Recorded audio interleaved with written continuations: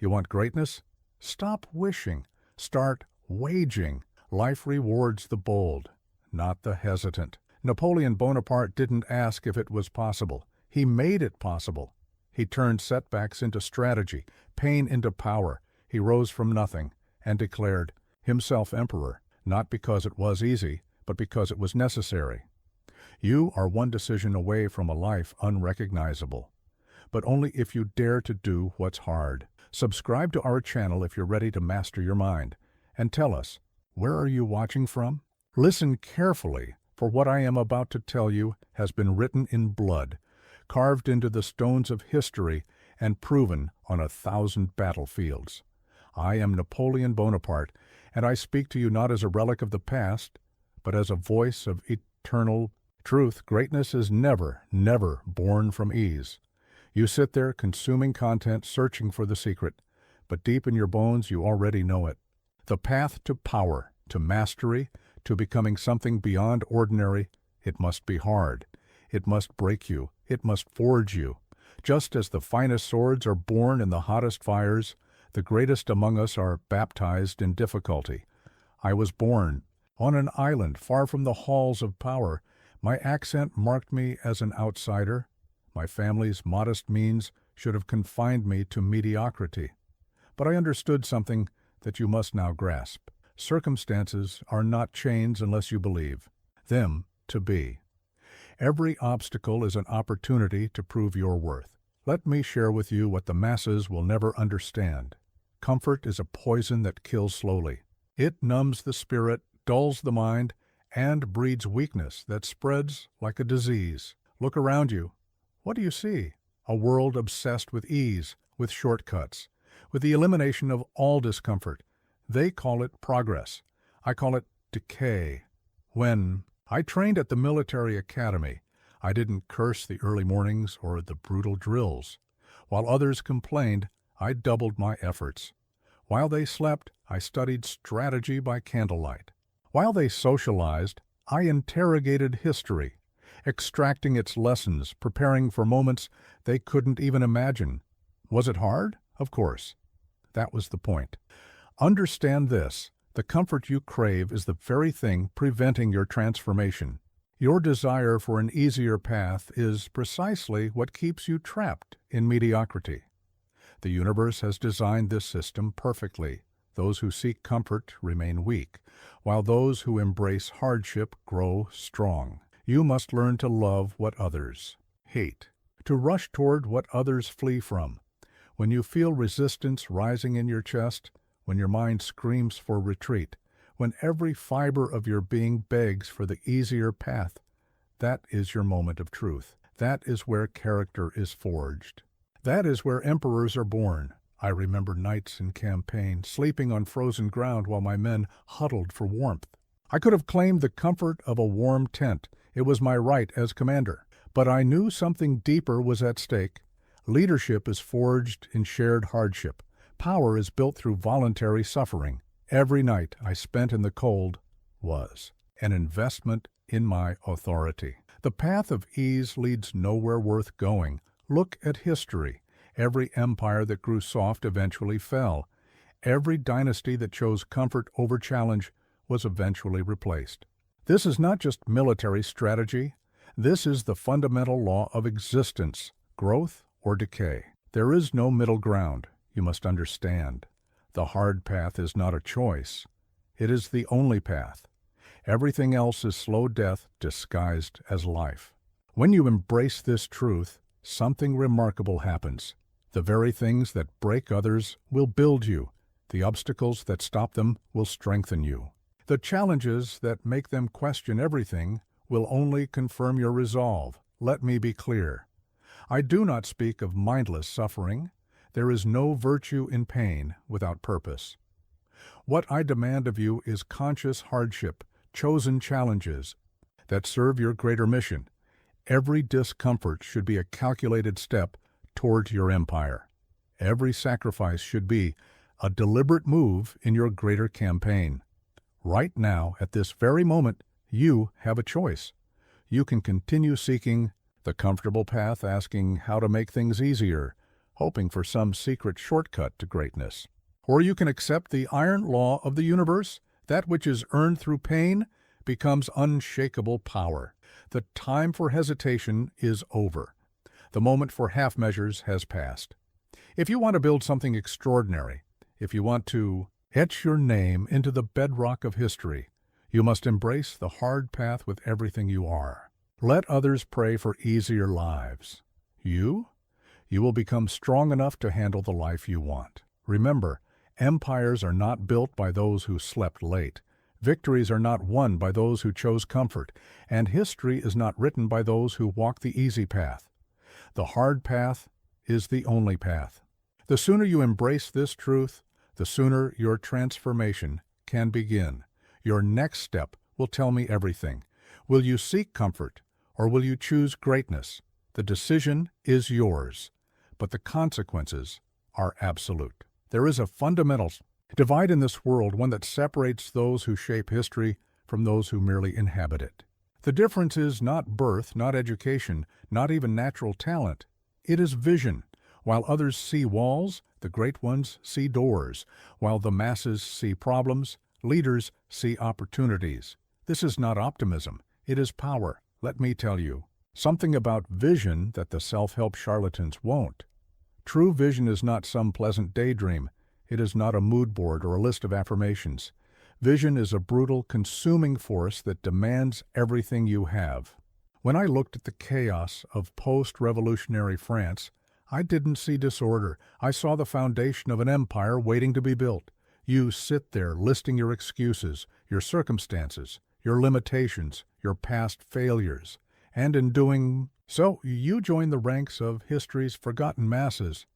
Do you think I had advantages? I spoke French with an accent that marked me as an outsider. I was born on an island far from power. By all conventional wisdom, I should have lived and died in obscurity. But I understood something that you must now grasp. Circumstances are not your identity unless you accept them as such. Every morning, you have a choice. Will you be a product of your environment, or will its architect? Will you accept the script others have written for you, or will you write your own? The victim sees obstacles. The victor sees objectives. When I faced the established powers of Europe, they thought their advantages were insurmountable. Their armies were larger, their treasuries fuller, their alliances stronger. But they made a critical mistake. They assumed that current conditions would determine future outcomes. This is the fundamental error of the victimhood mindset. Let me share a truth that revolutionized armies and can transform your life. The future is not a continuation of the present. It is a creation of the mind. When I drilled my soldiers, I didn't just train their bodies. I installed a vision of victory so powerful that defeat became inconceivable. Before every battle was won on the field, it was won in the minds of my men. You must understand, your current situation is not your sentence unless you make it so. The circumstances you call chains are actually raw materials. Poverty? It teaches resourcefulness. Rejection? It builds resilience. Opposition? It forces innovation. But this alchemy only works if you possess the vision to see beyond what is to what could be. Stop asking for permission to rise. Stop waiting for validation to lead. When I took the crown and placed it upon my own head, I wasn't asking Europe's permission to be emperor. I was declaring my vision of what should be. The world doesn't reward those who ask politely for greatness. It bows before those who claim it with absolute conviction. Your vision must become more real to you than your current reality. When I was a young officer, I didn't see myself as a minor commander. I saw myself as the future of France. Was this arrogance? No. It was clarity. The small-minded call it arrogance when someone sees a future they can't imagine. Let them talk.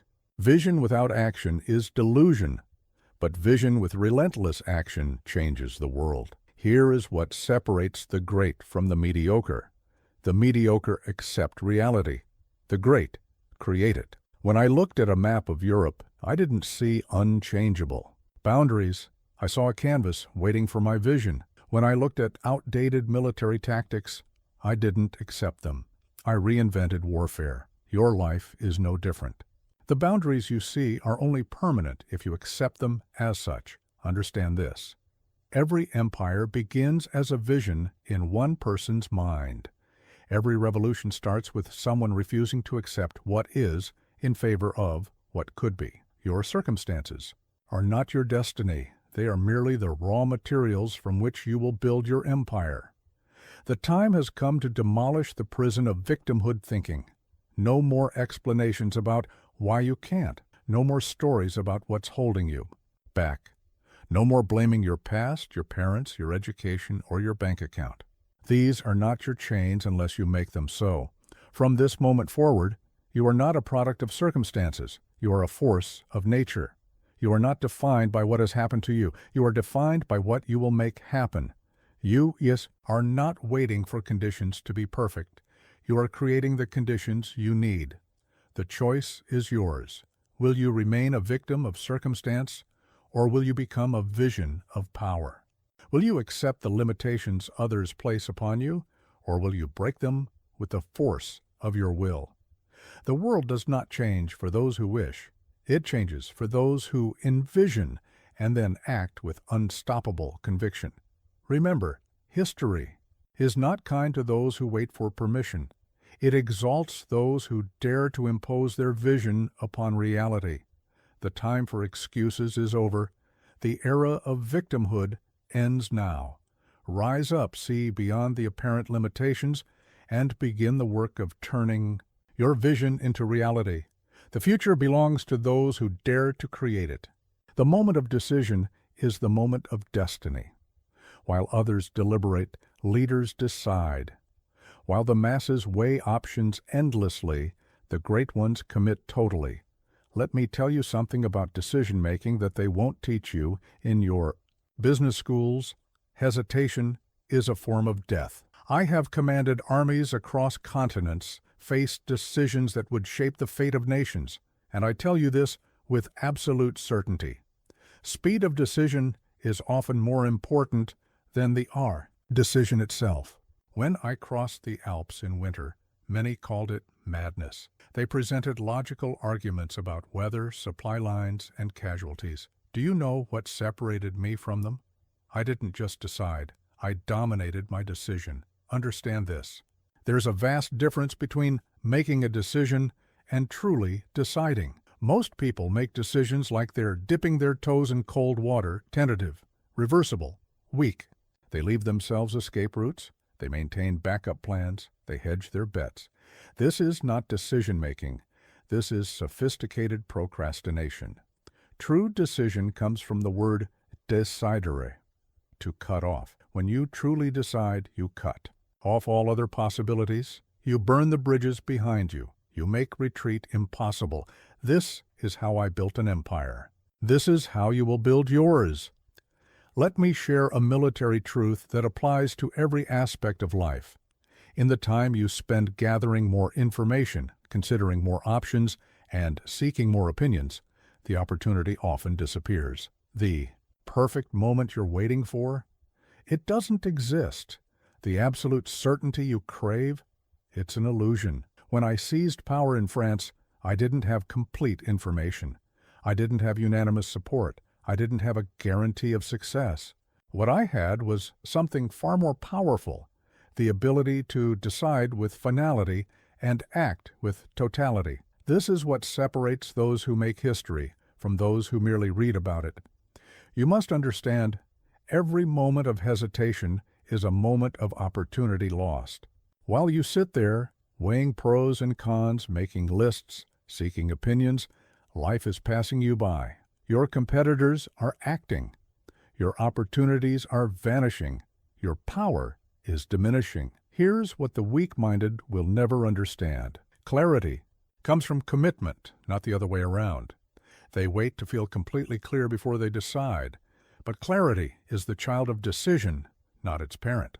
When you truly decide, when you cut off all other options, your mind suddenly gains a crystal clarity that was impossible before. I remember standing before my armies, facing choices that would mean life or death for thousands. Do you think I had perfect information? Do you think I was absolutely certain? No. But I understood something crucial. The responsibility of command is not to be eternally right. It is to be decisively clear. Stop seeking consensus. Stop waiting for approval. Stop gathering endless information.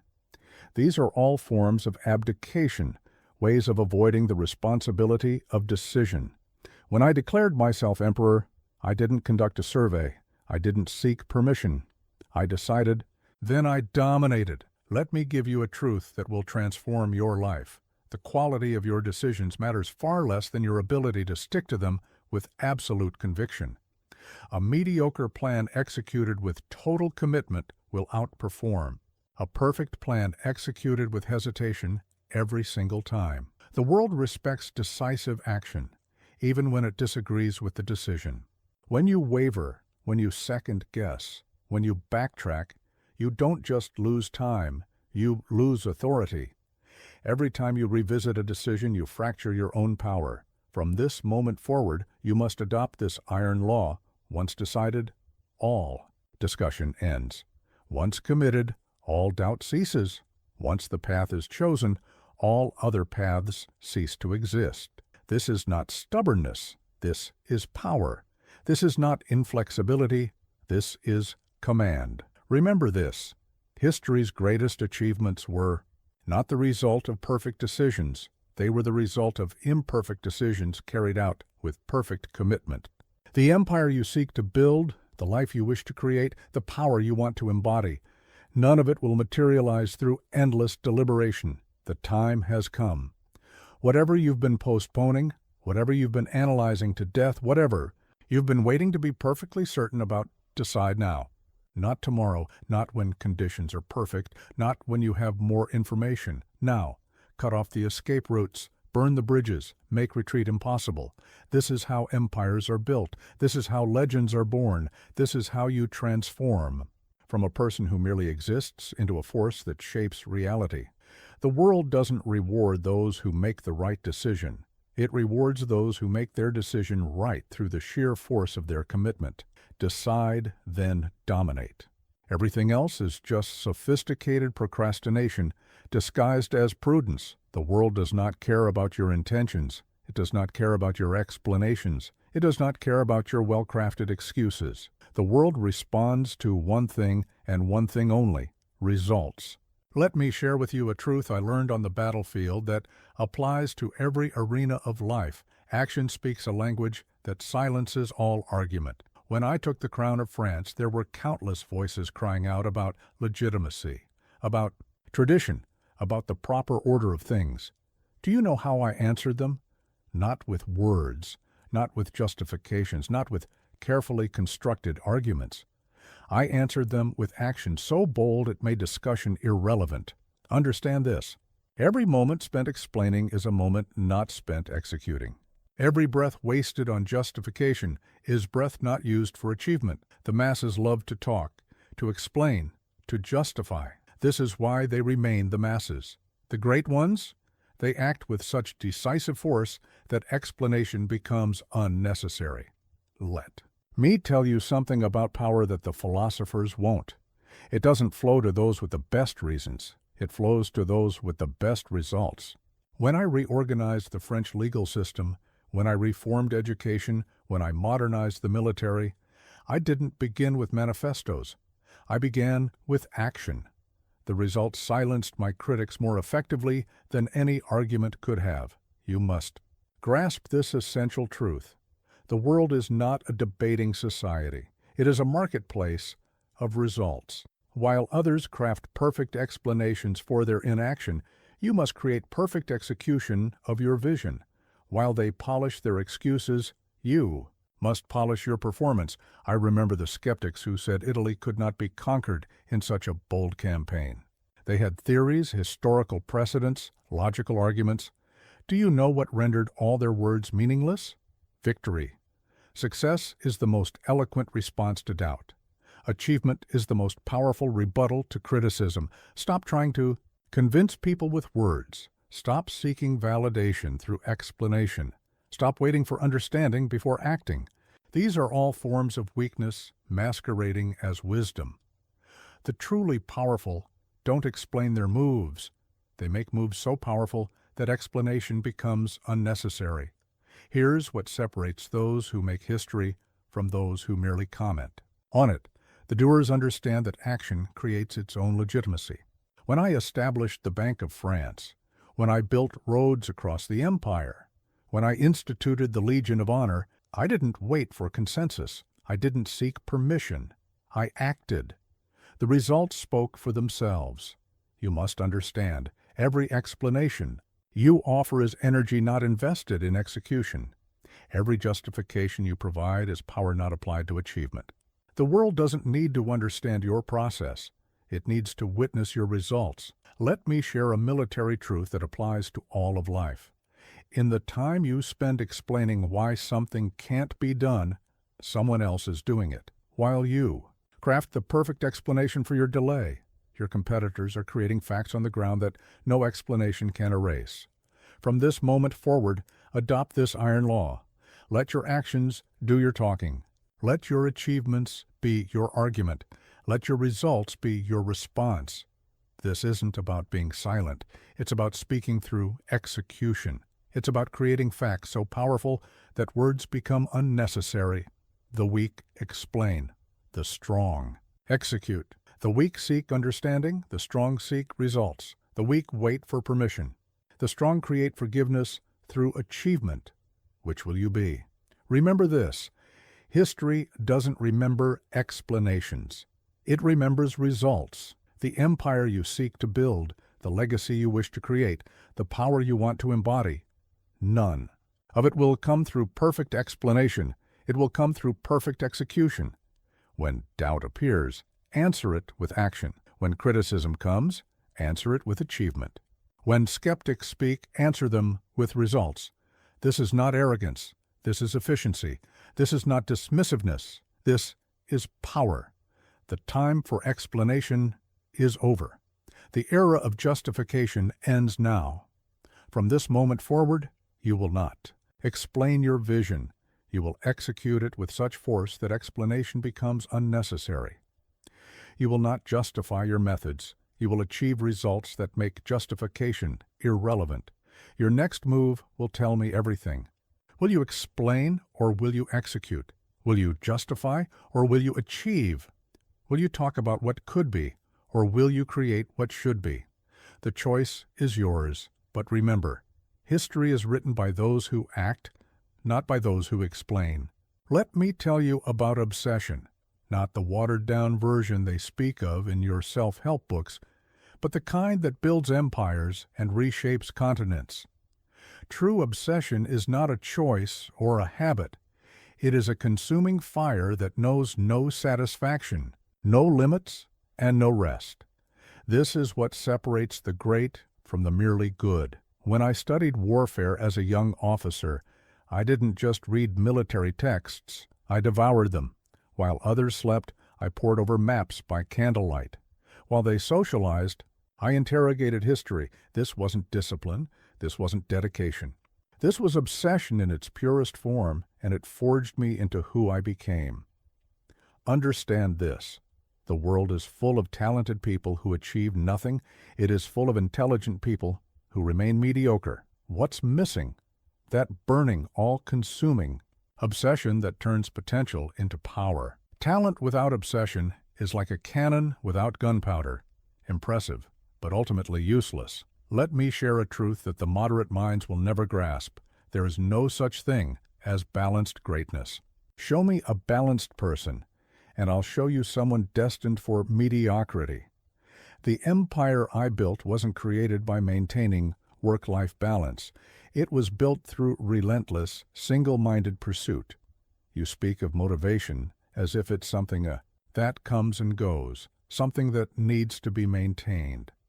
This is the thinking of the masses.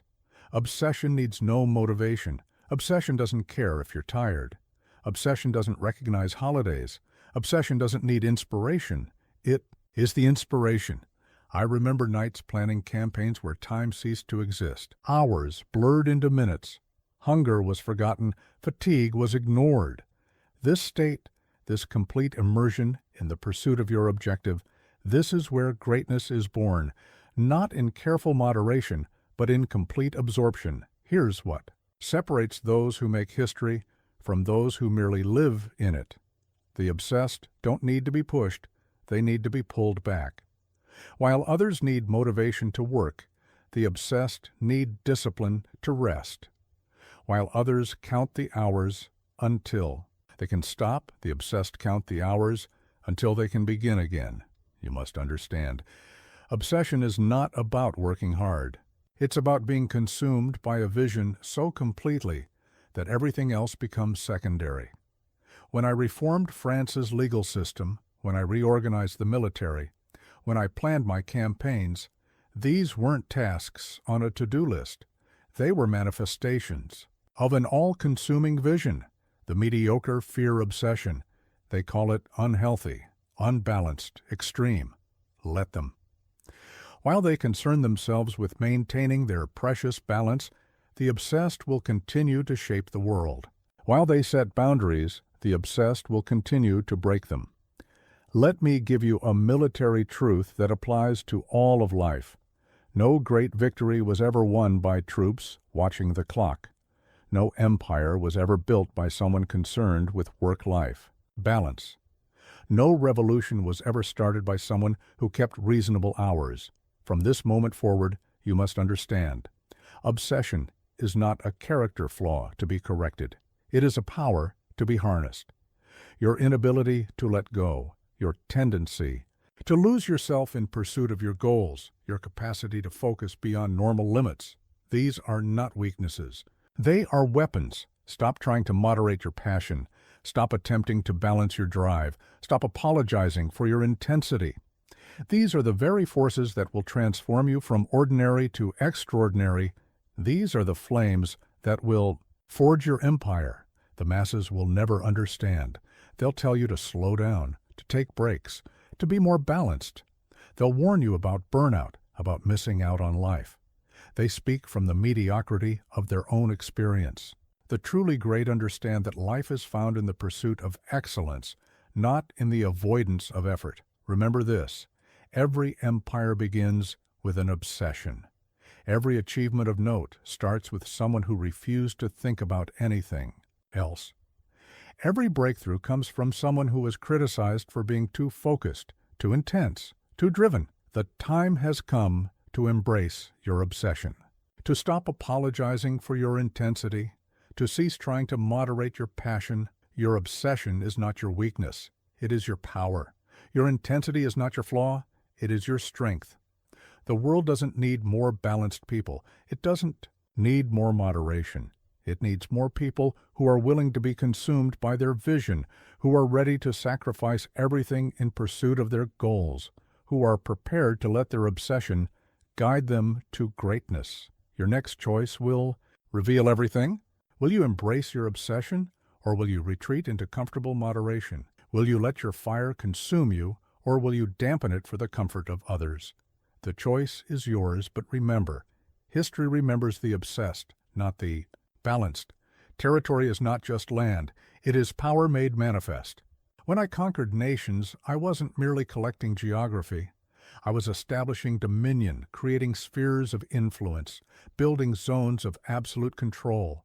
But let me tell you about a territory more vital than any physical realm, the territory of your mind, your time, your energy.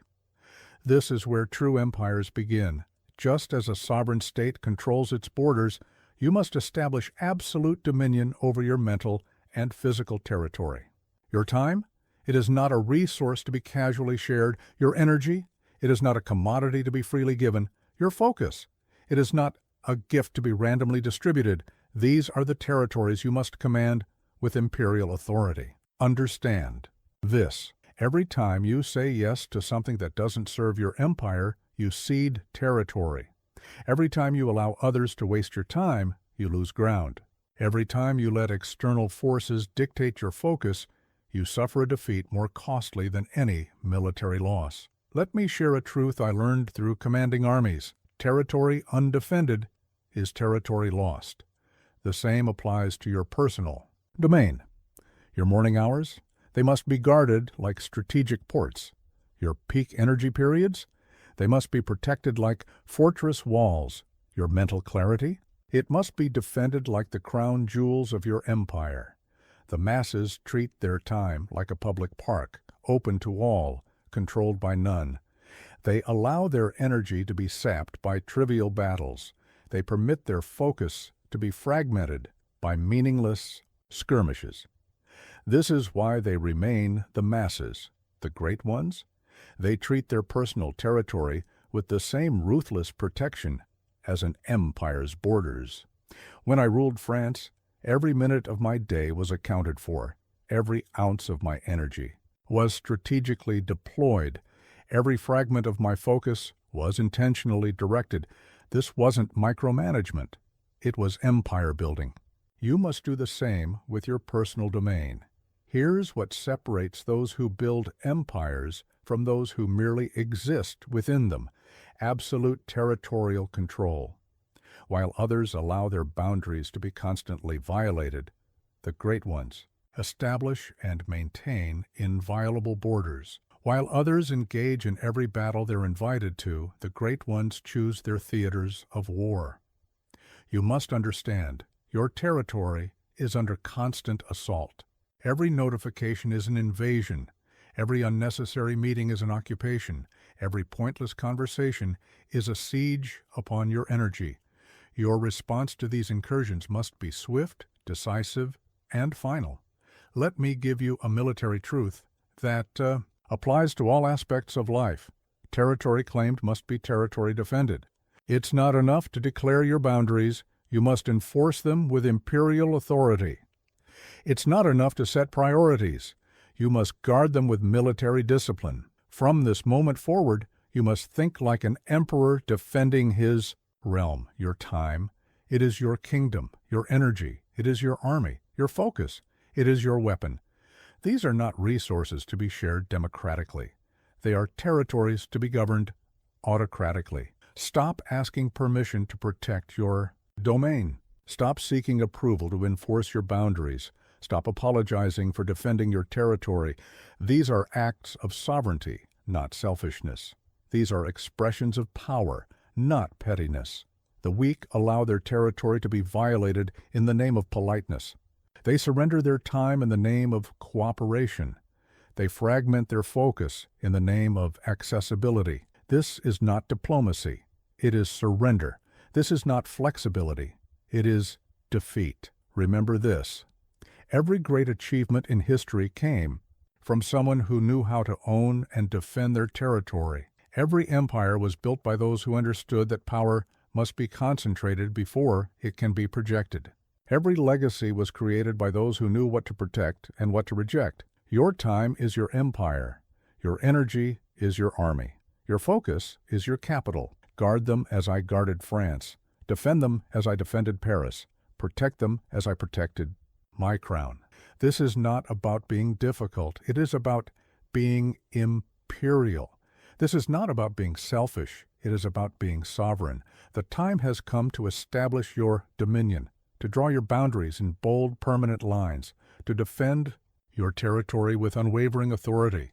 No more casual invasions of your time, no more random occupations of your energy, no more unauthorized incursions into your focus.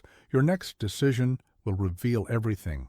Will you govern your territory like an emperor, or will you leave it open to invasion like a failed state? Will you defend your borders with authority, or will you allow them to be violated with impunity? The choice is yours, but remember, an empire without borders is not an empire at all.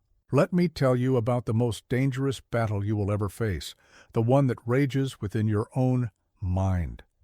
I have commanded armies across Europe, faced coalitions of enemies, weathered betrayals and defeats. But the greatest challenges I ever faced were not on the battlefield. They were in the silent chambers of my own thoughts.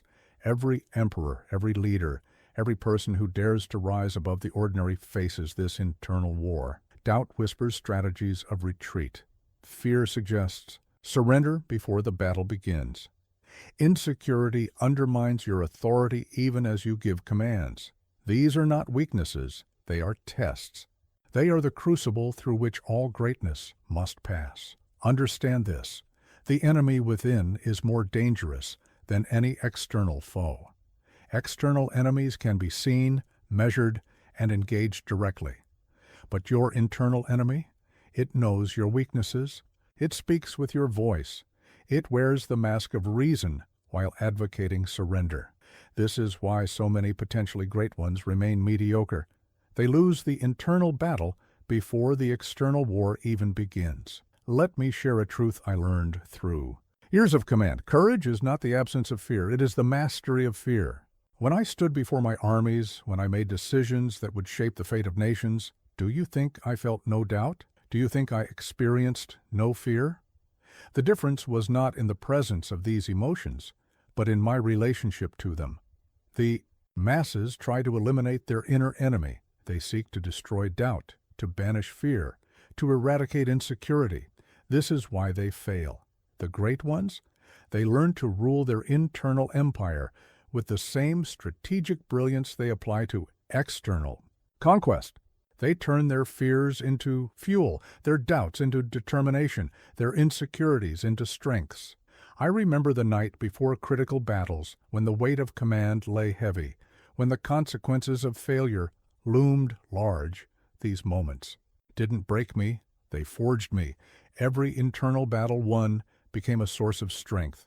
Every doubt mastered became a weapon in my arsenal. Here's what separates those who make history from those who merely dream about it: the ability to wage and win the internal war. While others are defeated by their inner dialogue, the great ones learn to command it. While others surrender to their fears, the great ones learn to harness them. You must understand, mental mastery is not about silencing the enemy within, it's about commanding it. Just as I turned defeated armies into loyal soldiers, you must learn to turn your internal enemies into allies. Your doubt, make it your strategist, questioning and strengthening your plans. Your fear, make it your scout, alerting you to real dangers. Your insecurity, make it your drill sergeant, pushing you to prepare more thoroughly. Let me give you a military truth that applies to all aspects of life. The most dangerous enemy is the one you refuse to acknowledge. Many potentially great leaders have fallen, not because they faced their internal enemies, but because they denied their existence. They claimed to feel no fear, experience no doubt, harbor no insecurity. This is not strength. It is delusion. From this moment forward, you must approach your internal empire with the same strategic brilliance you apply to external challenges. Your thoughts? They are provinces to be governed. Your emotions? They are forces to be commanded. Your fears and doubts? They are soldiers to be disciplined and deployed. Stop trying to eliminate your internal enemies. Stop attempting to silence your fears. Stop seeking to banish your doubts. These are not your weaknesses. They are your weapons, waiting to be mastered and mobilized. This is not about becoming fearless. It is about becoming a commander of fear. Your relationship with your internal enemy will determine everything. Just as a nation cannot project power abroad while facing rebellion at home, you cannot achieve greatness in the world while losing the battle within. Your mind must become your strongest fortress, not your deepest vulnerability. Consider this: when I faced seemingly impossible odds, when I planned campaigns that others deemed madness, when I reformed entire nations against fierce resistance, what made the difference? Not just strategy, not just resources, but the ability to maintain absolute command over my internal empire. External victories flow from internal conquest. The great truth that the masses will never understand is this: the war within never ends. There is no final victory, no permanent peace, just as an empire requires constant vigilance against threats. Both external and internal, your mind requires continuous command. This is not a burden, it is the source of your power. Your next choice will reveal everything. Will you face your internal enemy with the courage of a commander, or will you retreat into the comfortable cowardice of denial? Will you master your fears and doubts, or will you be mastered by them? The choice is yours. But remember, no external. Victory can compensate for internal defeat. Pain is not your enemy. It is your arsenal. Every defeat, every setback, every moment of suffering contains within it the seeds of unstoppable power. I did not merely survive my struggles, I transformed them into weapons of conquest. This is the alchemy that separates those who make history from those who are broken by it. Let me tell you about true power, not the kind that comes from victory, but the kind that is forged in defeat. When I was mocked for my accent at military school, when I was overlooked for promotion, when I faced setbacks that should have ended my rise, these were not moments of weakness. They were moments of transformation, where pain became power, where struggle became strength. Understand this. The masses see pain as something to be avoided, suffering as something to be escaped. This is why they remain weak. The great ones, they understand that pain is raw material, that suffering is a forge, that setbacks are fuel for an unstoppable advance. I remember the humiliation of early defeats, the sting of betrayal, the weight of seemingly impossible odds. But here's what separates emperors from ordinary men. I didn't seek to escape these experiences. I sought to extract their power. Every mockery became motivation. Every rejection became resolve. Every defeat became determination. Let me share a truth that the comfort seekers will never grasp. Power is not given. It is taken from the heart of adversity. When I was imprisoned, when I faced exile, when everything seemed lost, these were not endpoints. They were starting points. Every seeming disaster contained within it the seeds of greater triumph.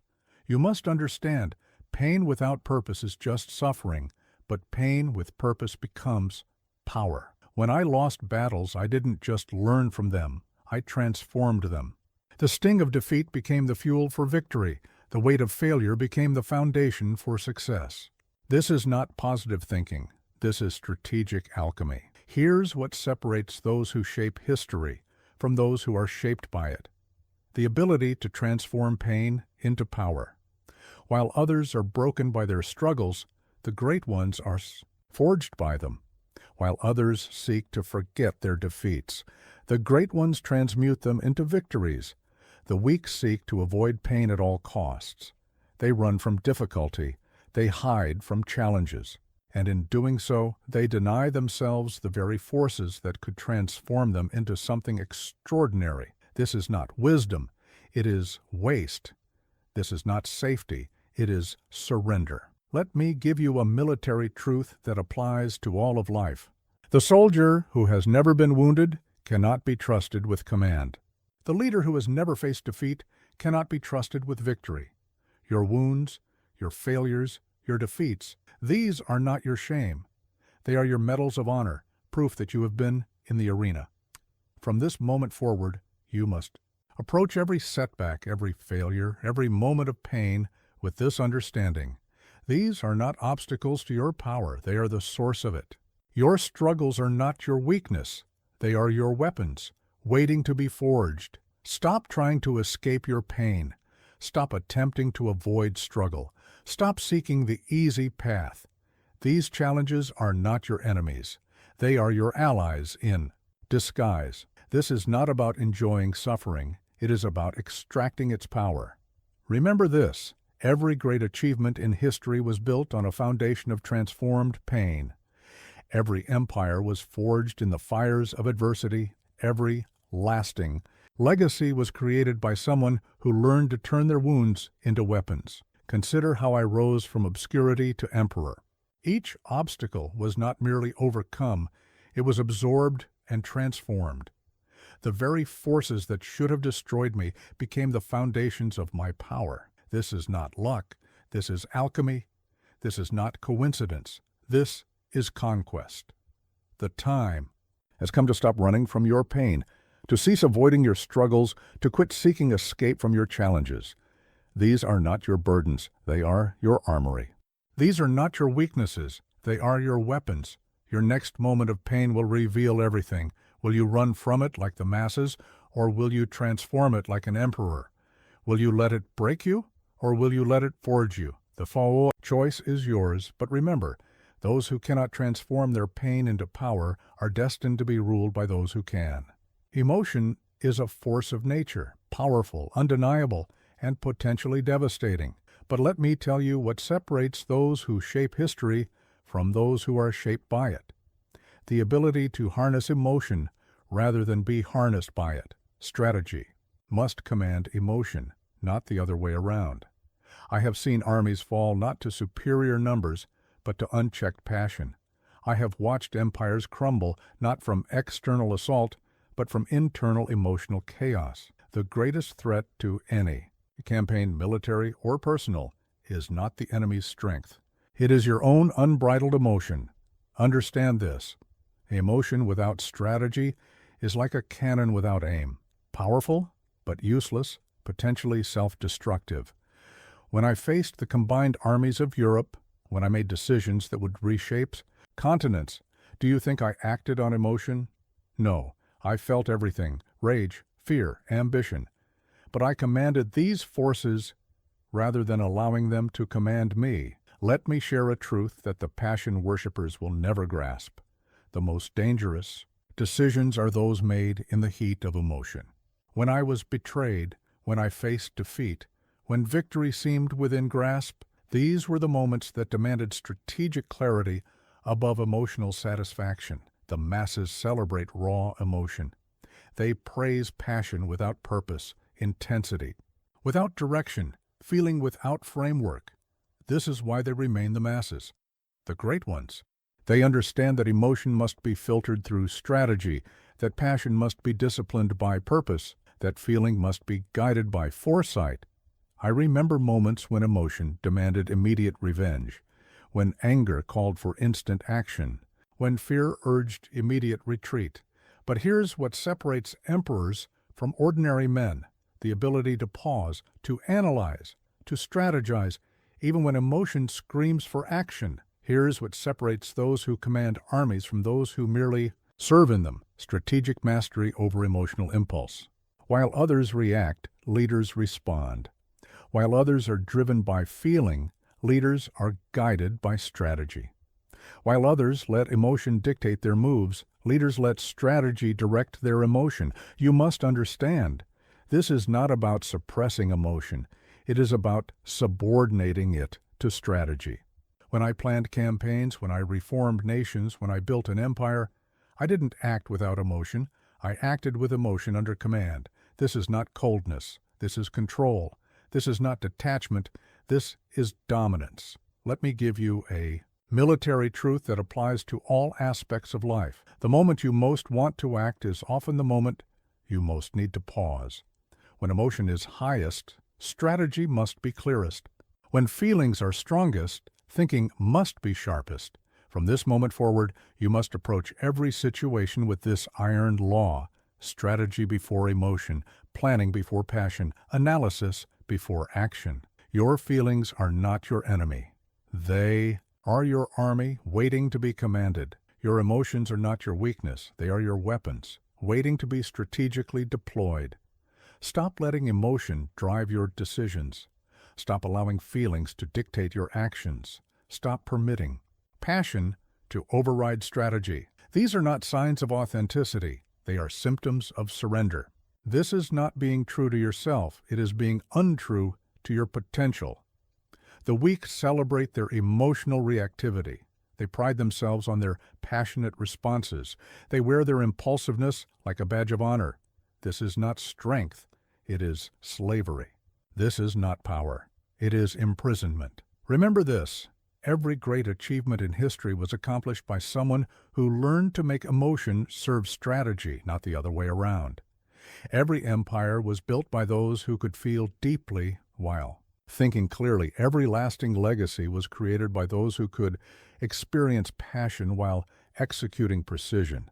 Consider how I transformed France.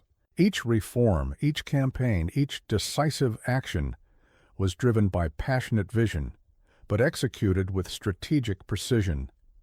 This is not contradiction. This is conquest. This is not paradox, this is power. The time has come to establish a new relationship with your emotions, to cease being ruled by feeling and begin ruling through strategy, to stop letting passion drive you and start letting purpose direct you. Your next emotional surge will reveal everything. Will you let it command you like the masses, or will you command it like an emperor? Will you let it drive your actions, or will you drive it through strategy? The choice is yours, but remember, those who cannot master their emotions are destined to serve those who can. Power revealed is power diminished.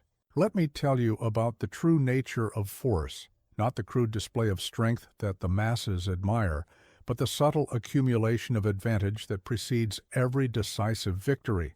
The greatest power moves in silence, strikes without warning, and leaves its opponents wondering what happened long after the battle is decided. I conquered Europe not through superior numbers, but through superior secrecy. While others broadcast their intentions, I concealed mine. While they boasted of their strength, I quietly built mine. While they revealed their plans, I kept mine in shadow until the moment of decisive action. Understand this: those who speak constantly of their power reveal their weakness. Those who broadcast their every move telegraph their vulnerabilities. The masses love to announce, to declare, to proclaim. This is why they remain the masses. The great ones, they understand that silence is not weakness. It is weapon. Let me share a truth that the noisemakers will never grasp. Real power doesn't need to announce itself. When I moved armies across continents, when I reformed nations, when I built an empire, the most crucial work was done in silence. The decisive actions were taken while others slept. You must understand, every declaration of intention gives your opponents time to prepare. Every broadcast of your plans provides your enemies with opportunities to counter them. Every premature revelation of your strength allows others to build defenses against it. I remember planning campaigns that would reshape Europe. Do you think I announced my true objectives? Do you think I revealed my actual strategy? No. I let others assume, speculate, and guess while I quietly positioned my forces for victory. This is not deception. This is strategy. This is not manipulation. This is mastery. Here's what separates those who shape history from those who are shaped by it: the ability to build power in silence and strike with decisive force. While others trumpet their every minor achievement, the great ones accumulate strength in shadow. While others seek constant validation, the great ones seek decisive advantage. The weak cannot bear silence. They must constantly prove themselves, constantly demonstrate their worth, constantly seek confirmation of their power. And in doing so, they scatter their force to the winds. They telegraph their punches. They reveal their vulnerabilities. Let me give you a military truth that applies to all aspects of life. The most dangerous opponent is not the one who makes the most noise. It is the one you don't see coming.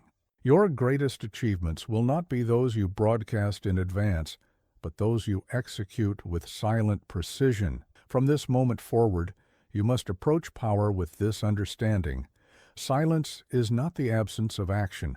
It is the preparation for decisive action. Quiet is not the lack of progress. It is the accumulation of advantage. Secrecy is not weakness. It is strength gathering its force. Now stop announcing your every move. Stop broadcasting your intentions. Stop revealing your strategies before they're ready to be deployed. These are not signs of confidence. They are symptoms of insecurity. This is not transparency. It is tactical suicide. Remember this: every great achievement in history was prepared in silence before it was revealed in force. Every empire was built through quiet accumulation before manifest dominance. Every lasting legacy was created by those who understood the power of silent preparation and decisive action. Consider how I rose to power. Each crucial step was taken in shadow. Each decisive move was prepared in silence. The world saw only the results, never the preparation. This is not accident. This is strategy. This is not coincidence, this is command. The time has come to master the art of silent power, to cease broadcasting your every move and begin accumulating decisive advantage, to stop seeking validation through revelation and start building strength. Through strategic silence, your next achievement will reveal everything. Will you announce it before it's ready, or will you build it in silence until it's unstoppable? Will you scatter your force through constant declaration, or will you concentrate it through strategic secrecy? The choice is yours. But remember, those who cannot keep their power in silence are destined to lose it to those who can. Move in silence. Strike in force. Let your results do your talking. Let your achievements be your announcements. Let your victory be the first sign of your power. Power outsourced is power surrendered. Let me tell you about the fatal error that keeps the masses in perpetual weakness, the desperate need for external validation, for permission, for someone else's approval before taking action. I didn't ask Europe's permission to become emperor. I didn't seek consensus before reshaping nations. Power is not granted, it is claimed. Understand this: every time you wait for approval, you surrender your power. Every time you seek permission, you diminish your authority. Every time you outsource your decisions, you abdicate your sovereignty. The masses love to defer, to consult, to seek endless validation. This is why they remain the masses. I have watched potentially great leaders falter, not because they lacked ability, but because they couldn't stop seeking approval. They had the vision, the skill, the opportunity, but they were slaves to others. Opinions. They wanted everyone to agree with their decisions before making them. This is not leadership. This is surrender. Let me share a truth that the permission seekers will never grasp. The world doesn't reward those who ask nicely, bows to those who act decisively. When I reorganized France's legal system, when I established new institutions, when I implemented sweeping reforms, I didn't conduct surveys. I didn't seek consensus. I saw what needed to be done, and I did it. You must understand, your power is not something others can give you. It is something you must seize for yourself. Every time you wait for someone else's go-ahead, every time you seek external validation, every time you let others' opinions overrule your judgment, you are not being collaborative. You are being conquered. The weak believe power comes from outside themselves. They think authority must be granted, that permission must be obtained, that decisions must be validated by others. This is not humility. It is helplessness. This is not wisdom. It is weakness. Here's what separates those who command from those who comply: the ability to act from internal authority rather than external approval. While others seek permission, leaders seize initiative. While others wait for validation, leaders create reality. While others defer to consensus, leaders forge ahead. I remember moments when every advisor urged caution, when every expert predicted failure, when every voice demanded delay. But here is what separates emperors from ordinary men: the ability to trust their own judgment above all others, the courage to act on their own authority. Let me give you a military truth that applies to all aspects of life. The moment you seek permission is the moment you surrender power. The instant you need approval is the instant you lose authority. The second you outsource your decisions is the second you abdicate your command. From this moment forward, you must approach every situation with this understanding: your power is not something to be granted, it is something to be claimed. Your authority is not something to be given, it is something to be taken. Your decisions are not something to be validated, they are something to be executed. Stop seeking approval before you act. Stop needing validation before you decide. Stop waiting for permission before you move. These are not signs of responsibility. They are symptoms of dependency. This is not collaboration. This is capitulation. Remember this: every great achievement in history was accomplished by someone who dared to act on their own authority. Every empire was built by those who seized power rather than waiting for it to be offered.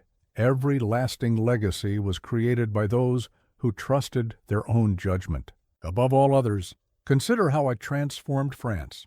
Each reform, each innovation, each decisive action came not from consensus, but from conviction, not from permission, but from vision. This is not arrogance. This is authority. This is not defiance. This is dominance. The time has come to reclaim your power, to cease seeking external validation and begin trusting internal authority, to stop waiting for permission and start seizing initiative. Your next decision will reveal everything. Will you seek approval like the masses, or will you act with authority like an emperor? Will you wait for permission, or will you seize your power? The choice is yours. But remember, those who need permission to be powerful will always serve those who don't. The power of absolute commitment is not understood by those who always leave themselves an escape route. Let me tell you about true conquest, not the hesitant advance of the cautious, but the total commitment of those who make retreat impossible. When I crossed the Alps in winter, when I marched on Moscow, when I seized power in France, I didn't leave myself a comfortable backup plan. I burned the ships, I crossed the Rubicon, I made victory the only option. Understand this: every backup plan is a planned defeat. Every escape route is an invitation to retreat. Every safety net is a cushion for failure. The masses love their contingencies, their plan Bs, their safety nets. This is why they remain the masses, the great ones. They understand that total commitment is not reckless, it is necessary. I have watched potentially unstoppable forces become stagnant pools because they never fully committed. They always kept one foot on familiar ground, one eye on the exit, one hand on the escape lever. They called it prudence. I call it surrender before the battle begins. Let me share a truth that the security seekers will never grasp. The moment you create a backup plan is the moment you begin planning for failure. When I launched campaigns that changed the face of Europe, when I implemented reforms that transformed nations, when I built an empire that shaped history, I didn't waste energy creating escape routes. I invested everything in ensuring victory. You must understand, halfway measures produce halfway results. Partial commitment yields partial victory. The energy you spend creating backup plans is energy not invested in ensuring primary success. This is not about being reckless. It is about being resolute. The weak always hedge their bets. They pride themselves on their contingency plans, their multiple options, their escape routes. They call it wisdom. I call it preemptive defeat. This is not strategy. It is surrender in disguise. Here's what separates those who shape history from those who merely live in it: the ability to commit totally to their chosen path. While others prepare for failure, the great ones ensure success. While others create escape routes, the great ones make victory the only option. While others hedge their bets, the great ones go all in. I remember standing before seemingly impossible odds, facing choices that would shape the fate of nations. Do you think I spent time planning how to retreat safely? Do you think I wasted energy creating backup plans? No. I invested everything in making victory not just possible, but inevitable. Let me give you a military truth that applies to all aspects of life. The army that prepares for retreat is already half defeated. The leader who plans for failure invites it. Your backup plans are not safety nets. They are weights that drag you down. From this moment forward, you must approach every significant endeavor with this iron law: all in or not at all, total commitment or no commitment, victory or nothing. Your energy is not to be divided between success and escape. It is to be focused entirely on triumph. Stop creating escape routes. Stop planning for failure. Stop hedging your bets. These are not signs of wisdom. They are symptoms of doubt. This is not prudence. It is defeat in preparation. Remember this: every great achievement in history was accomplished by someone who made victory the only option. Every empire was built by those who burned their ships upon landing. Every lasting legacy was created by those who made retreat impossible. Consider how I rose from obscurity to emperor. Each decisive step forward was accompanied by burning bridges behind. Each major advance was made without retreat possible. This is not recklessness. This is resolve. This is not gambling. This is greatness. The time has come to burn your ships, to cease creating backup plans and begin ensuring primary success, to stop hedging your bets and start committing totally. Your next venture will reveal everything. Will you approach it with the hesitation of the masses or the total commitment of an emperor? Will you waste energy creating escape routes, or will you invest everything in ensuring victory? The choice is yours. But remember, those who always have a backup plan will always work for those who don't need one. Just as an emperor must command an ordered court, you must establish absolute dominion over your thoughts. Let me tell you about true mental sovereignty, not the chaos of unchecked thinking, but the imperial discipline of a mind ruled with authority. An untamed mind is like an army without orders, powerful but useless, potentially self-destructive. I didn't conquer Europe through scattered thinking. I didn't build an empire through mental chaos. Every victory on the battlefield was preceded by victory in the mind. Every external conquest began with internal order.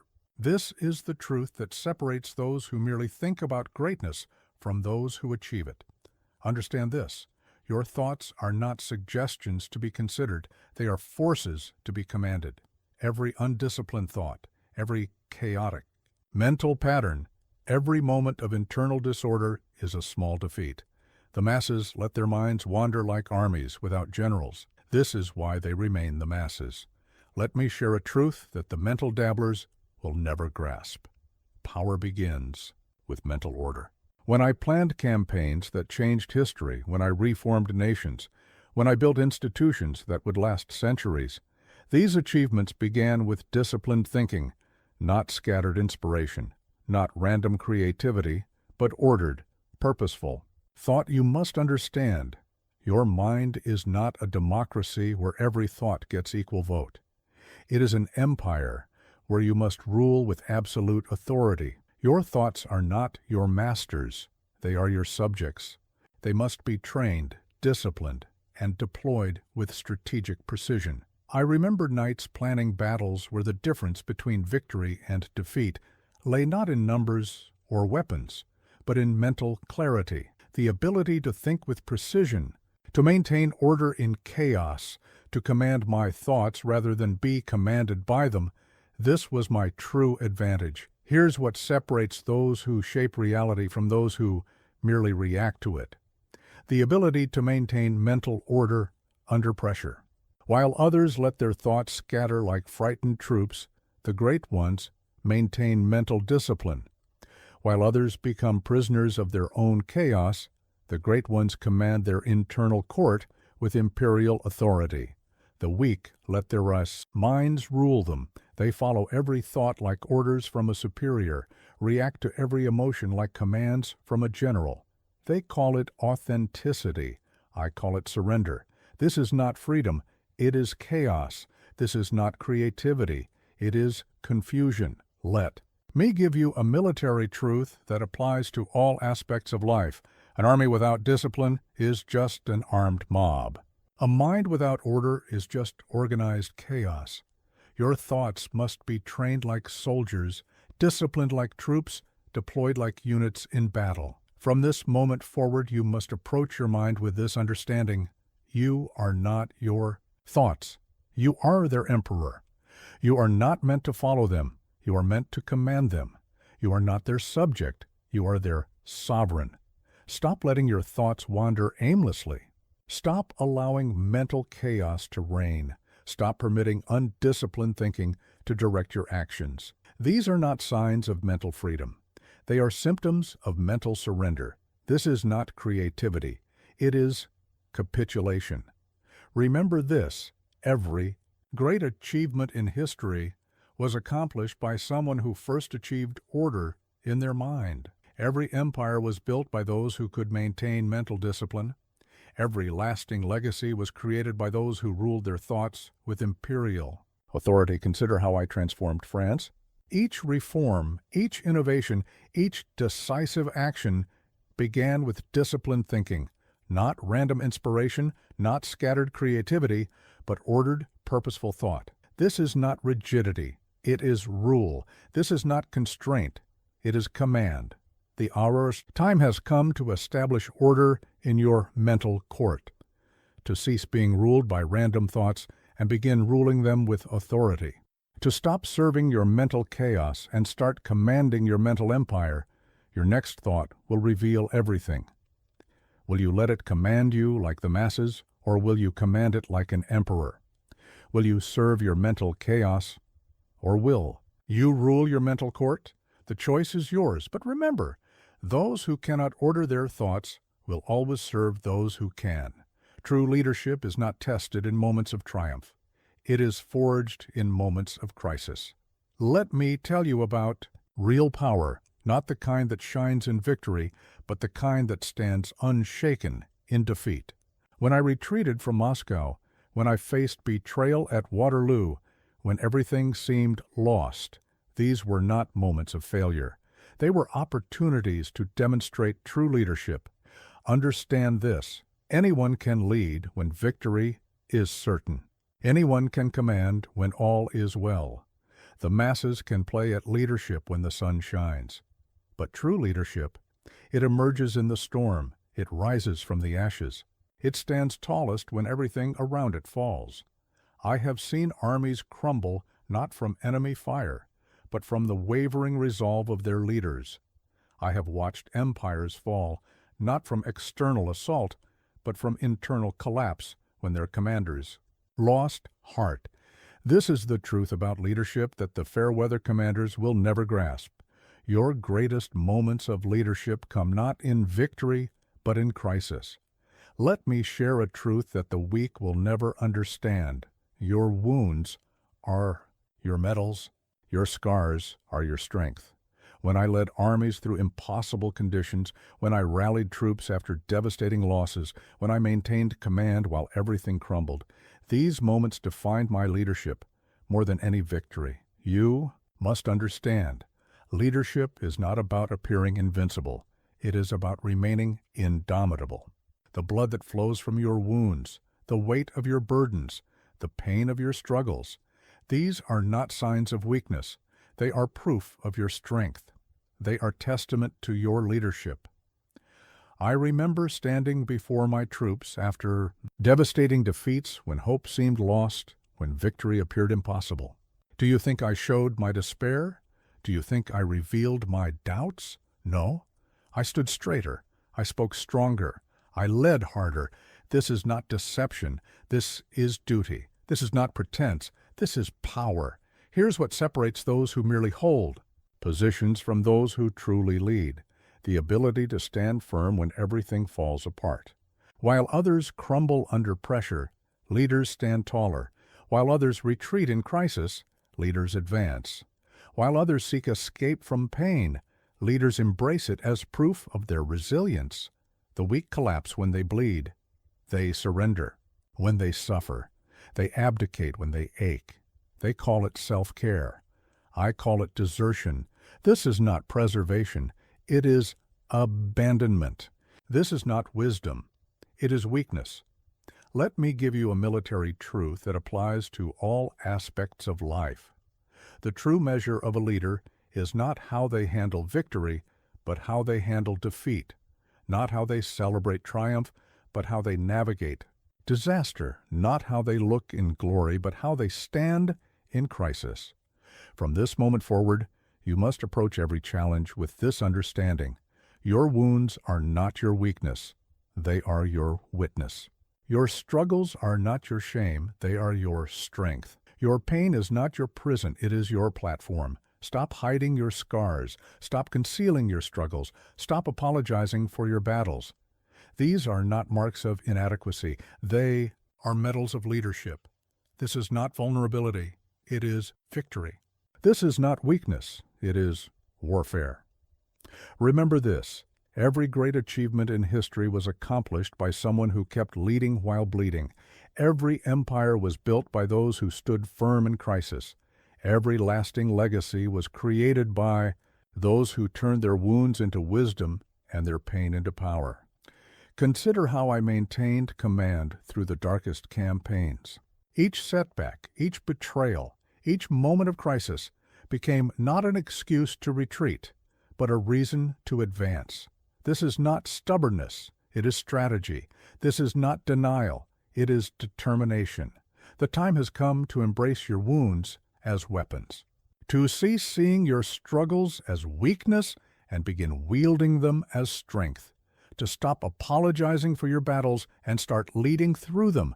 Your next crisis will reveal everything. Will you collapse like the masses, or will you stand taller like a leader? Will you hide your wounds, or will you wear them as medals of honor? The choice is yours.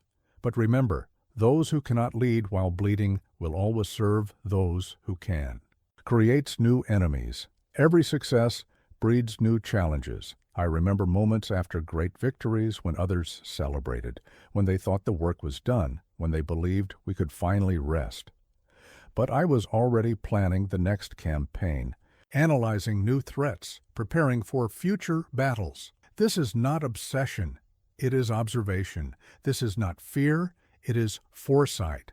Here's what separates those who create lasting power from those who achieve temporary success: the understanding that the battle never ends.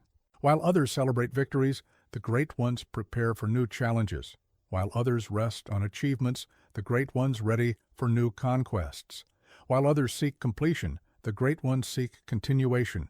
The weak believe in finish lines. They think success is a destination, achievement is an end point, victory is permanent. They call it contentment. I call it surrender. This is not peace, it is decay. This is not satisfaction, it is stagnation. Let me give you a military truth that applies to all aspects of life.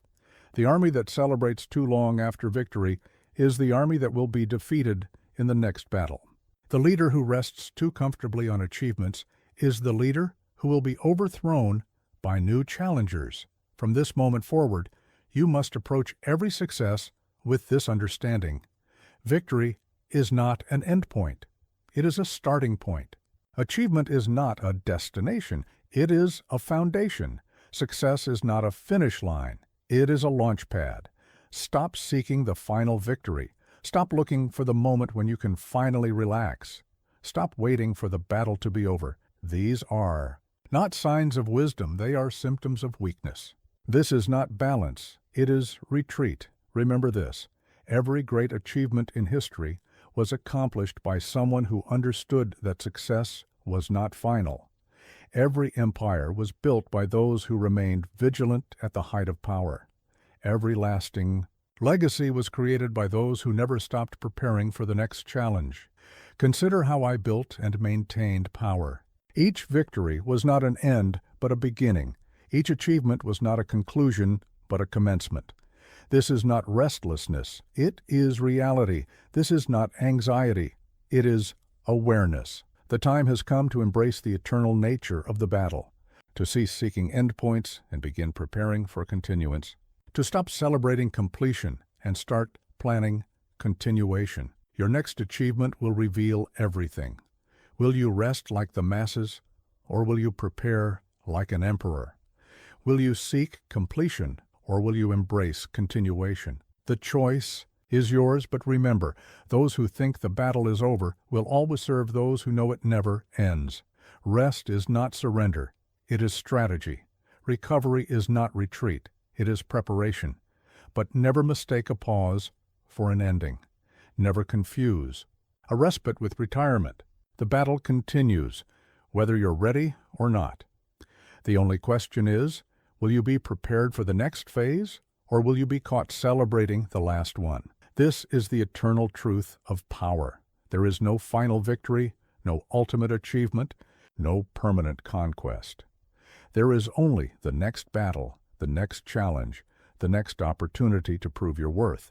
The moment you forget, this is the moment you begin to fall. Your empire, whether it's a business, a skill, a relationship, or an actual territory, requires constant vigilance, continuous preparation, perpetual readiness. The world doesn't stop because you've won once. The challenges don't cease because you've overcome them before. This is not a burden, it is a blessing. This endless battle, this perpetual challenge, this continuous test, this is what gives life its meaning. This is what separates the great from the mediocre. This is what transforms ordinary men into emperors. The difference between living and leaving a legacy is purpose beyond pleasure. Let me tell you about true greatness, not the fleeting satisfaction of immediate gratification, but the eternal impact of a life lived for something greater than itself.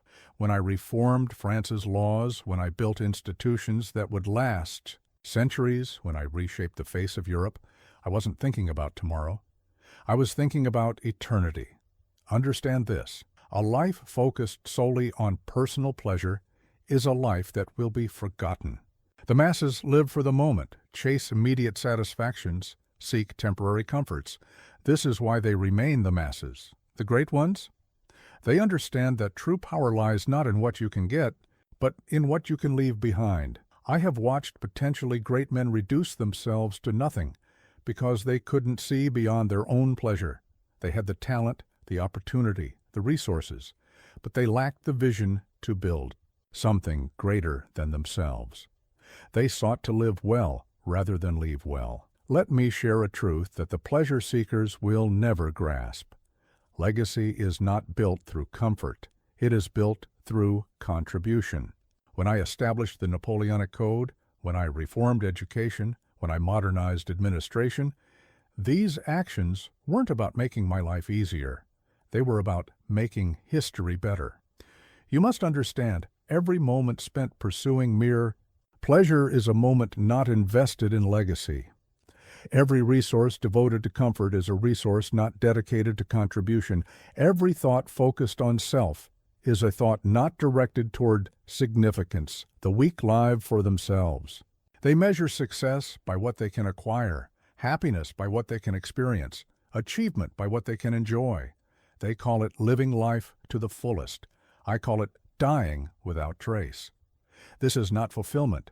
It is futility. Here's what separates those who make history from those who merely pass through it: the ability to see beyond their own existence. While others build comfort, the great ones build legacy. While others seek pleasure, the great ones seek permanence. While others live for now, the great ones live forever. I remember moments when choosing between personal comfort and lasting impact. Do you think I chose based on what would make me happier? Do you think I decided based on what would be easier? No.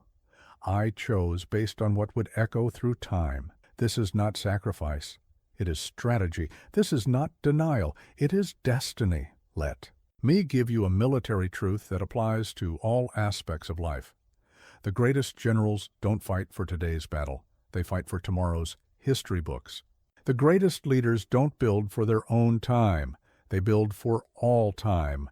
From this moment forward, you must approach every decision with this understanding. You are not just living a life, you are building a legacy. You are not just passing time, you are creating history. You are not just existing, you are establishing permanence. Stop measuring success by what you can get. Stop evaluating choices based on immediate returns. Stop planning only for your own time. These are not signs of wisdom, they are symptoms of smallness. This is not living, it is merely existing. Remember this: every great achievement in history was accomplished by someone who saw beyond their own existence. Every empire was built by those who thought in centuries, not seconds. Every lasting legacy was created by those who valued permanence over pleasure. Consider how I transformed France. Each reform, each institution, each innovation was designed, not just for my time, but for all time. This is not ego, it is vision. This is not ambition, it is aspiration. The time has come to shift your focus from living to legacy, to cease thinking in days and begin thinking in decades, to stop planning for pleasure and start building for permanence. Your next choice will reveal everything. Will you choose like the masses for immediate pleasure, or will you choose like an emperor for eternal impact? Will you build for now, or will you build forever? The choice is yours, but remember, those who live only for themselves will be forgotten by everyone else. This is the iron law of legacy. What you build for yourself dies with you, but what you build for others lives forever. The pleasure you pursue will perish, but the impact you create will continue. The comfort you seek will cease, but the contribution you make will carry on. Your life, whether measured in days or decades, is but a moment in the grand sweep of history. The only question that matters is, what will that moment mean to those who come after? What will your brief existence contribute to the eternal story of humanity? Let me tell you about the true nature of defeat, not the kind that comes from external forces, but the kind that grows from within. When my empire began to crumble, when allies turned to enemies, when victory transformed into defeat, it wasn't the armies of Europe that truly conquered me. It was the subtle erosion of discipline, the gradual surrender to ego, the slow poison of power without restraint. Understand this. Every empire contains within it the seeds of its own destruction. The masses think great powers fall to external forces, to superior enemies, to unfortunate circumstances. This is why they remain the masses. The great ones? They understand that the most dangerous enemy is not across the battlefield. It is within the walls. I have watched empires crumble not from invasion, but from internal decay. I have seen leaders fall not from opposition, but from their own hubris. This is the truth that the power-drunk will never grasp. Discipline abandoned is destiny destroyed. Let me share a truth that the victory-obsessed will never understand. Success doesn't corrupt, it reveals. When I stood at the height of power, when all of Europe trembled at my name, when every victory seemed assured, these moments didn't change me. They revealed what was always there, waiting for the right conditions to emerge. You must understand. Discipline is not a choice, it is a necessity. The moment you think you're powerful enough to abandon it is the moment you begin to lose that power. Every small surrender to impulse, every slight relaxation of standards, every minor violation of principle, these are not liberties. They are defeats. I remember the subtle shifts, the small compromises, the gradual abandonments of the very principles that built my empire. Did I notice them at the time? Did I recognize their significance? No. This is the nature of undisciplined power. It blinds you to your own decline. Here's what separates those who maintain power from those who merely taste it. The understanding that discipline becomes more crucial, not less, as power grows. While others relax in success, the great ones increase their vigilance. While others abandon restraint, the great ones embrace it more tightly. The weak believe power grants freedom from discipline. They think success earns the right to indulge, that achievement justifies excess, that victory permits vice. They call it enjoying the fruits of success. I call it planting the seeds of defeat. Let me give you a military truth that applies to all aspects of life. An army that abandons discipline after victory will not remain victorious for long. A leader who relaxes standards in success will not remain successful for long. Power without principle is merely delayed defeat. From this moment forward, you must approach every success with this understanding. Victory makes discipline more necessary, not less. Achievement makes principle more crucial, not less. Power makes restraint more vital, not less. Stop thinking that success earns you the right to abandon discipline. Stop believing that power grants you permission to ignore principle. Stop assuming that achievement justifies excess. These are not rewards of victory. They are routes to defeat. Remember this: every great fall in history began not with external attack, but with internal decay. Every empire crumbled first from within before it was conquered from without. Every lasting legacy was destroyed first by its inheritors before its enemies. Consider my own fall from power. Each defeat, each setback, each lost battle can be traced, not to superior enemies, but to internal erosion. This is not excuse, it is example. This is not justification, it is warning. The time has come to understand the true nature of power's peril, to cease seeing discipline as a ladder to be abandoned after climbing and begin seeing it as the foundation that supports every height. Your next success will reveal everything. Will you relax like the masses, or will you reinforce like an emperor? Will you abandon discipline in victory, or will you embrace it more fully? The choice is yours, but remember, those who think power grants freedom from discipline will lose both power and freedom. This is the paradox of power. The more you gain, the more discipline you need. The higher you rise, the more crucial your principles become. The greater your success, the more vital your restraint grows.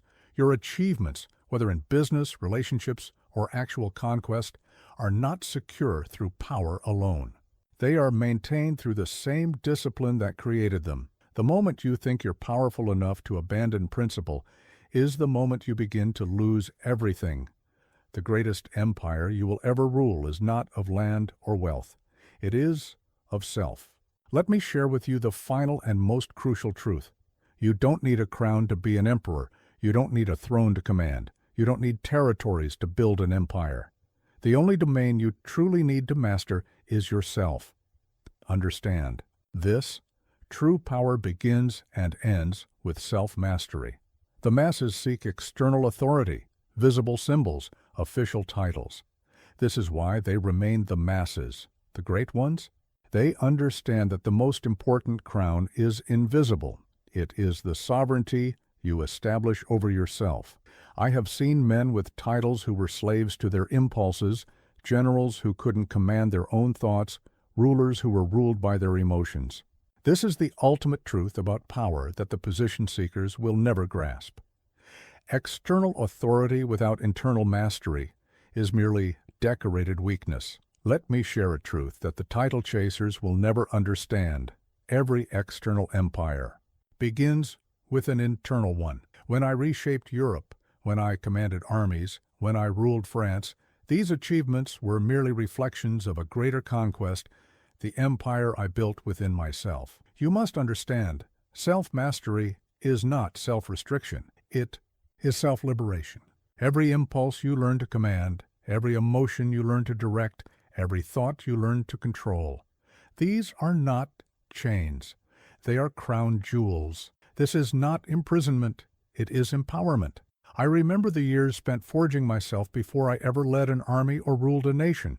The discipline, the study, the relentless self-improvement, these were not preparations for power. They were expressions of power. The first and most crucial empire I built was within. Here's what separates those who truly rule from those who merely occupy positions. The understanding that all external power flows from internal sovereignty. While others seek authority over others, the great ones establish authority over themselves. While others chase titles, the great ones build character. The weak believe power comes from position. They think authority flows from appointment, that command comes from commission, that rule comes from role. They seek external validation while remaining internal vassals. This is not advancement, it is illusion. Let me give you a military truth that applies to all aspects of life. The general who cannot command himself cannot command an army. The ruler who cannot govern himself cannot govern a nation. Your first and most important victory must be over yourself.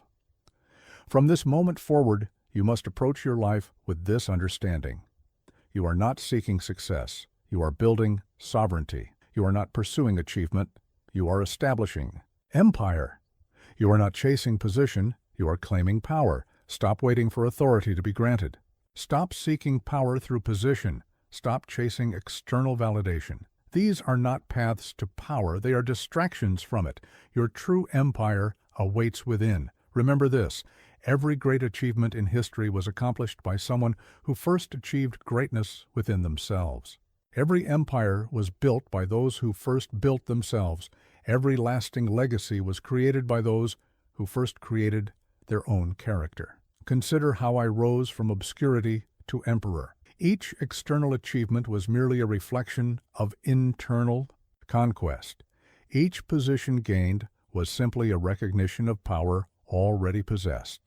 This is not coincidence, it is causation.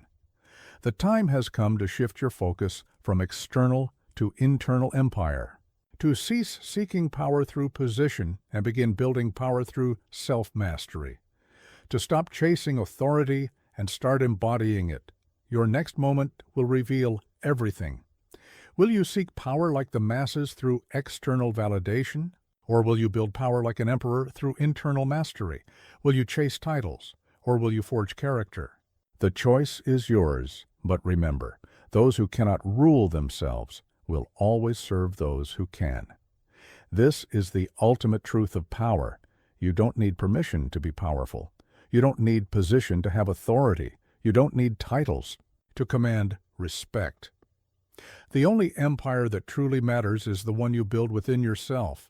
Your life, whether marked by external success or not, is an opportunity to build something greater than any visible empire. It is a chance to establish sovereignty over the only domain that truly matters, yourself. The crown you seek is not gold, it is character. The throne you need is not physical, it is psychological. The empire you must build is not external, it is internal. Begin now. Start where you are. Use what you have. Rule yourself first and everything else will follow. Remember, every emperor's journey begins with self-mastery. Every empire's foundation is personal sovereignty. Every lasting power flows from internal authority. Be your own emperor. Build your own empire. Starting now. Starting within.